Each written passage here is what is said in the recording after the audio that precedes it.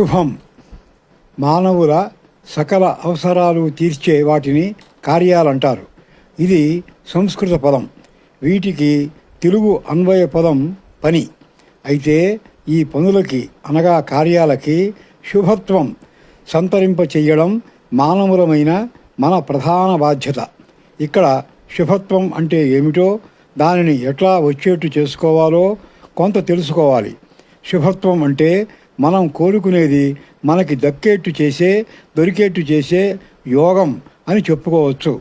దీనిని ఆంగ్లంలో వాంటెడ్ అంటారు. దీనినే సంస్కృతంలో కామ్యం అంటారు. శుభం నుంచే సుఖం, శాంతి అనేవి ఉత్పన్నం అవుతాయి, అంటే పుడతాయి.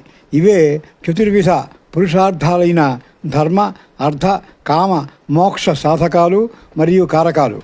కాబట్టి ఈ శుభం, సుఖం, శాంతి అనేవి సహజము మరియు వ్యవస్థల ప్రకారం మన కార్యాలు ఉండేట్టు చూసుకుంటే మనకి వనగూడుతాయి. అట్లా కాకుండా మన కార్యాలు అసహజము మరియు అవ్యవస్థల ప్రకారం ఉండేట్టు చేసుకుంటే అది అశుభం, అశాంతి, అసుఖం అనగా కష్టం ప్రబలేటు చేస్తాయి. అది అన్ని విధాల ప్రమాదం, అనర్థం అనగా అన్వాంటెడ్ అన్నమాట.